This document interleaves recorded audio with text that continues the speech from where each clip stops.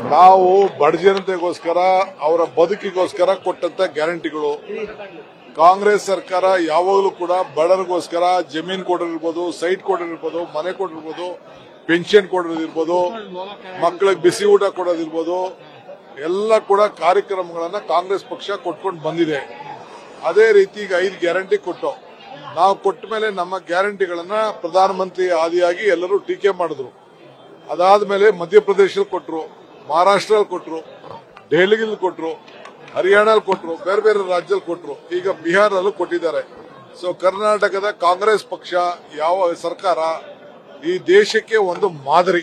Congress model ನ follow ಮಾಡ್ತಾ ಇದೆಯಾ ಸರ್ ಬಿಜೆಪಿ? ಖಂಡಿತ ಕಾಂಗ್ರೆಸ್ ಮಾಡೆಲ್ ನ ಬಿಜೆಪಿ ಅಲ್ಲ, ಇಡೀ ದೇಶದ ಸರ್ಕಾರನೇ ಫಾಲೋ ಮಾಡ್ತಾ ಇದೆ. ಗ್ರೇಟರ್ ಬೆಂಗಳೂರು ಸರ್ 5 ಪಾಲಿಕೆಯಾಗಿ ಮಾಡ್ತಾ ಇದೀವಿ.